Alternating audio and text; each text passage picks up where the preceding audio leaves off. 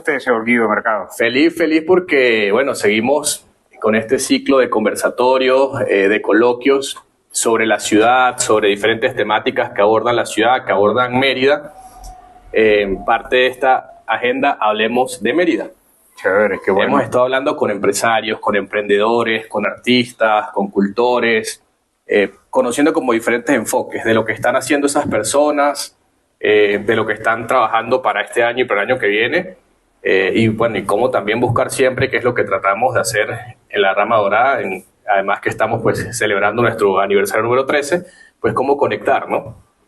Y hablando un poco de esa conexión, de realzar las tradiciones, la cultura, el talento merideño, pues al hablar de teatro, al hablar y al revisar lo que fue la presentación de muchas obras durante 2023, pues uno piensa enseguida en Juan Carlos Liendo. Uno piensa enseguida en Aforo Producciones y hoy queremos que nos hables de eso. ¿Qué te parece? Buenísima idea. En realidad, fue un año buenísimo, sí, la verdad es que sí, porque fue un año como en el que cerraron, como en el que cerró o terminó de cristalizar. Esto está apagado. A ver, te fijas. Terminó de cristalizar un proyecto que se viene gestando desde el 2017. Okay. Es decir, nosotros desde el 2017, que fue cuando hicimos Audition, un musical que todo el mundo recuerda, y que este año vamos a reeditar bajo el mismo formato, pero posiblemente pues una versión 2.0. Dimos como ya el paso definitivo a que esto es lo que se tiene que hacer, ya dejamos de probar, ¿no? Entonces eso posiblemente fue el año 23, y si hablo en plural porque nada de esta cosa, de esto que tú dices, por ejemplo, que Aforo Producciones ha tenido un año muy destacado de trabajo, en realidad no hubiese sido posible si no fuera porque nosotros pudimos en el 2017 hacer una muy buena alianza con el Centro Venezolano Americano de Mérida.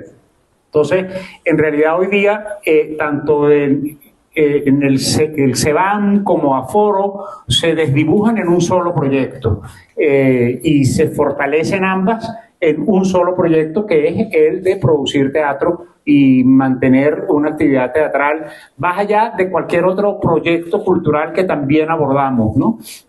Pero básicamente mi profesión es esa, mi profesión original es teatro. Entonces, por supuesto, a lo que más empeño le he puesto y Michelle afortunadamente me compra la pólvora, ha sido en la cosa teatral. Y sí, ciertamente 2023, 2022 y 2023, nosotros salimos de la pandemia con unas ganas enormes de hacer cosas.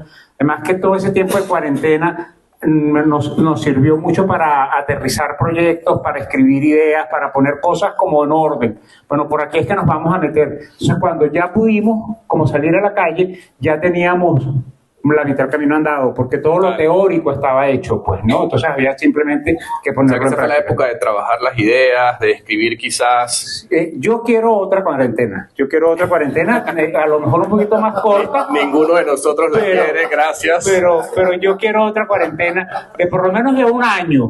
Estoy loco porque la decreten, porque la verdad es que fue el periodo más productivo de muchos años. Yo venía en una agite de trabajo muy loco y eso sirvió para que finalmente algo me obligara a pararme y a pensar y a crear y a escribir y a leer y ver cosas, y fue maravilloso, de verdad. Juan Carlos, a ver, tú algo adelantabas con el tema de la pandemia, pero todo lo que es la producción teatral, artística, cultural, pues venía muy mermada, ¿no? Por pues las condiciones que todos compartimos, país, por incluso la migración de muchos artistas, y ha habido en 2023, con lo que pudimos disfrutar en Mérida, pues de nuevo oferta, de nuevo algunos espectáculos que conocer, que visitar.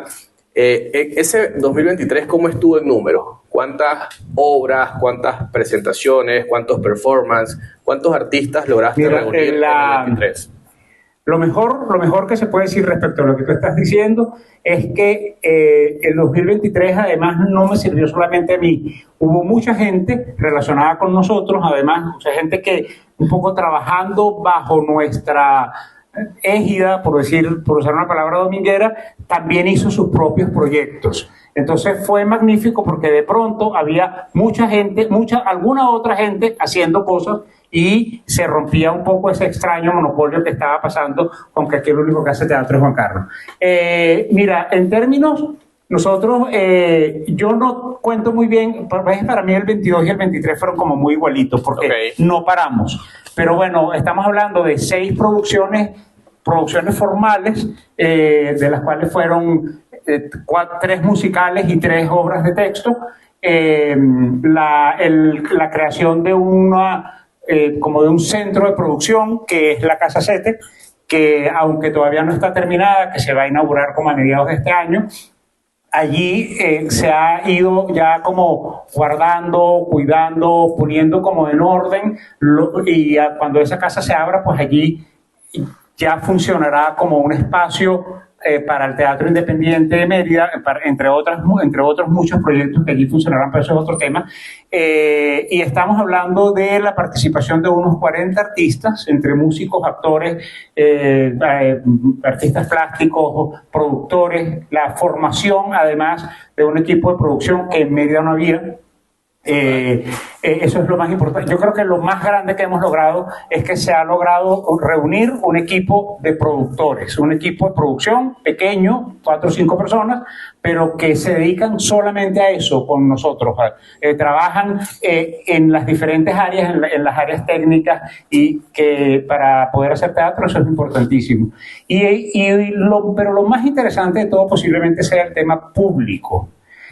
Nosotros hemos logrado acceder durante estos 2 años de trabajo como a unas 10.000 personas, que se dice pronto, y suena como que a lo mejor estás mintiendo, pero no, porque nosotros en verdad tenemos una cantidad de gente que nos sigue, pero en cada producción que hacemos descubrimos un público completamente nuevo. Por ejemplo, Cuatro Piedras fue una obra vista por casi 2.000 personas que no había visto ningún otro de nuestros trabajos.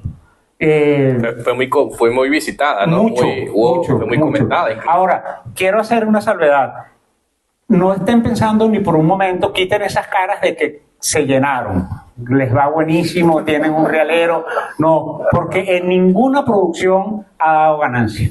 Ni siquiera ha permitido, aún con ese público del que estoy hablando, ni siquiera ha permitido recuperar lo invertido. Producir teatro es sumamente caro y nosotros tenemos además una cosa que es absolutamente innegociable. Toda la gente que trabaja con nosotros cobra.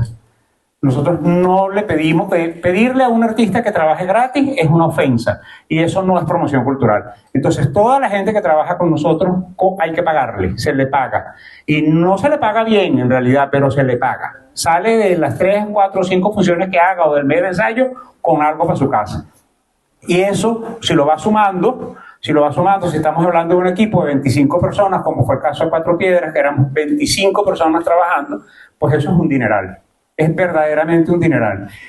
Sumado a los gastos de producción, al transporte, a la comida, a la cantidad de cosas que hay que poner para que la cosa pues surja, ¿no? Entonces, en realidad el gran reto es ese, pues, ¿no? Poder lograr que todo este público maravilloso luego se convierta en un público que nos permita una rentabilidad. Y que exista fidelización de alguna forma, ¿no? O sea, bueno, eso sí existe, por ejemplo, con el tema musical. De hecho, cuando hicimos un tranvía llamado Deseo, la pregunta que más me hicieron fue, pero eso es un musical. Y yo incluso tuve que hacer una publicación que explicara que no, que Tranvía no era un musical, aunque tenía música en vivo. Pero la gente lo que espera que nosotros hagamos es musicales. Cada vez que sale algo que yo lo firmo y que lo produce el Ceban, la primera pregunta que nos hacen es de qué música estamos hablando. Y bueno, por eso nosotros nos hemos casado tanto con el tema musical, porque es muy atractivo. Sí tenemos un público fiel, yo sí creo que es el menos. O sea, yo creo que el público fiel debe llenar una función, 300 personas, una cosa así, pero son 300 personas que van a todo lo que hacemos, lo que sea, donde sea y cuando sea. Pero eso es, en fin, creo que No me lo has preguntado, pero es lo lógico. Si el 2023 y el 22 fueron años tan exitosos desde el punto de vista artístico, el 24, sin duda ninguna, es el de la consolidación de la estructura de soporte a esta cosa maravillosa que nosotros estamos haciendo con el teatro. Porque si no, la vamos a perder. Total. Y pues, pensar también quizás en el nuevo talento, ¿no? Sí. Me hablaba de que en Casacete está proyectado algunos espacios para el talento independiente, para que cualquier artista que está en formación pues tenga un espacio donde prepararse y donde también mostrar su talento. Bueno, puedo contar rápidamente el gran proyecto del año 24, que es una incubadora de proyectos artísticos. Nosotros a mediados de año más o menos, porque necesitamos tomar posiblemente toda la primera mitad del año para prepararlo, vamos a abrir el primer programa de incubadora de proyectos artísticos con un objetivo absolutamente del negocio del arte. Es decir, hacia allá vamos. Nosotros no hemos descubierto cómo es el tema del negocio del arte todavía y no sabemos si lo vamos a lograr porque Venezuela está cada vez peor, pero lo queremos intentar. Entonces, bueno, empezamos hace una semana a trabajar en el diseño de un proyecto maravilloso que además incluye otros centros binacionales, no solamente se van, para tomar proyectos, sobre todo de jóvenes, de recién egresados o de artistas independientes jóvenes que tienen un portafolio interesante que mostrar y agarrarlos y darles todas las herramientas que necesitan desde el punto de vista de negocios, de rentabilidad, de producción, de puesta en escena, de mercadeo, etcétera, etcétera, durante un periodo de aproximadamente un año. Y entonces empezar a producir proyectos independientes donde nosotros solamente vamos a ser como unos supervisores supra y ellos van a tener la responsabilidad de hacer todo el trabajo una vez que hayan aprendido cómo se hace, ¿no? Por supuesto. Porque una cosa que vemos con frecuencia y con preocupación es que los egresados de nuestra universidad o de UNEARTE, incluso de las otras universidades de Venezuela, tienen una enorme habilidad artística, pues son músicos extraordinarios, actores extraordinarios, escritores extraordinarios, pero no saben qué hacer con sus carreras. No son educados en el área de esa cosa que antes se llamaba educación para el trabajo. No saben qué hacer con la toga. Entonces, sí, poner en práctica todo. Sí, se ven bellos con su baberito ahí en el aula magna y se hacen el spam que dura un año, pero después de eso, las carreras no arrancan para ninguna parte. Entonces, eso lo hemos visto en mucha gente. Nosotros, además de eso, tenemos la dicha, porque es la dicha más grande, de apoyar muchísimo las carreras individuales de un grupo importante de personas, de cantantes que están empezando a lanzar discos o canciones o composiciones. Estuvimos, por ejemplo, muy involucrados en el lanzamiento del primer disco de Ash, que es posiblemente la cantante merideña con más proyección en este momento. Estamos muy involucrados en el lanzamiento de las nuevas canciones de Roots Música. En fin, estamos en eso, pues, ¿no? Los proyectos que nos enamoran los estamos apoyando, aunque no lleven nuestra firma. Pero eso le queremos dar como una formalidad. Y todo eso es porque nos hemos dado cuenta de que durante 2 años hemos estado trabajando sin parar en un proyecto que además tiene 7 años, 8 años hablándose, negociándose, buscándose, formalizándose. E independientemente de que vamos a seguir haciendo nuestras producciones, que se vienen cosas bien chéveres para este año, nosotros definitivamente tenemos que darle estructura a todo esto porque si no se va a perder. O sea, esto no se soporta solo. Esto no se soporta solo. Y lo que no es todavía es sostenible. Yo creo que hay que crear audiencias, yo creo que hay que crear público, creo que hay que crear crítica. Nosotros no tenemos la posibilidad de confrontar nuestro trabajo con el trabajo de otros o otros con el nuestro. No hay nadie que opine. A mí no me gustan las opiniones, pero no hay nadie, pero realmente no hay nadie que nos haga, que nos diga eso no sirve y que lo haga desde un punto de vista constructivo, ¿ves? O sea, hay todavía un montón de cosas porque es que Mérida, que fue una ciudad que tenía una enorme producción teatral y que era muy bien vista y muy bien considerada en el país, eso se durmió completamente. Entonces, bueno, vamos a ver si la despertamos. Juan Carlos, nos dices que este año hay cosas en las que estás trabajando, producciones. ¿De qué más o menos se trata? Si nos puedes No, yo lo puedo contar, yo soy muy bocón. Yo creo que cuando uno cuenta las cosas tienen energía. Arrancamos el 14 de febrero para celebrar el Día del Amor con la reposición de Smiley, una historia de amor, la obra de Guillaume Cloix, que hicimos el año pasado en junio y que verdaderamente fue muy exitosa. Y la vamos a repetir justo para celebrar el Día de los Enamorados, el Día del Amor y la Amistad. Eso es 14 y 15 de febrero. Y en el tintero están la casa de Bernarda Alba, que vamos a hacer una producción. A Michelle me dijo ayer que la estaba volviendo loca, que si volvía a nombrar a Bernarda Alba me iba a quitar, me iba a negar la entrada, se van. Pero es que estoy enloquecido con la casa de Bernarda Alba, vamos a hacer un oratorio. La única cosa que no se ha hecho con Bernarda Alba es que con Bernarda Alba se ha hecho hasta ópera, pero he descubierto que lo único que no se ha hecho es un oratorio. Y entonces estoy trabajando con unos compositores extraordinarios y vamos a hacer una cosa que yo creo que me va a quedar bellísimo y capaz que no, pero eso creo. Vamos a hacer la casa de Bernarda Alba, vamos a reponer una obra que fue exitosísima, que se hizo como unos 8 años, 9 años atrás, que es Charlie Brown, sé un buen hombre, Charlie Brown, que ese es la primera vez que vamos a trabajar con adolescentes. Okay. La vamos a hacer específicamente para adolescentes y con adolescentes. Y vamos a hacer un tributo a Frank Sinatra en nuestra onda musical. Vamos a revivir la música de Cole Porter también, que es como el padre de la comedia musical norteamericana. Yo estoy traduciendo una obra magnífica de un escritor norteamericano extraordinario, se llama Keith Curran, que se llama Caminando con la Muerte. Es una obra durísima y extraordinaria, que tiene muchísimo que ver con este tema de la diversidad sexual y los derechos y todo ese, y la violencia y todo ese tipo de cosas. Y hay un proyecto que no es nuestro y que estamos como negociando, de Ángel Pacheco, que de ese sí no puedo hablar mucho porque no me ha autorizado, pero que viene porque Ángel es uno de nuestros actores. Ángel Pacheco Andrea es un excelente dramaturgo y tiene un par de ideas ahí, entonces, que tienen que ver además con sus estudios, en fin, una cosa como de teatro clásico griego que puede ser. Y una de las cosas que queremos hacer en Casa Sete, y que bueno, ya estamos dándole forma, es también hacer microteatro. Okay. En Casa Sete, en los cuartos de la Casa Sete. Y el gran proyecto, el otro gran proyecto que necesito, ya Michelle no me dice que me calle porque ella está tan enamorada como yo de eso, es un espacio inmersivo. Okay. Que eso todo va a funcionar. Es en Casa Sete, que es para los que ya la he nombrado mucho, sí que les tengo que contar que es una casa tipo esta, es un poquito más grande.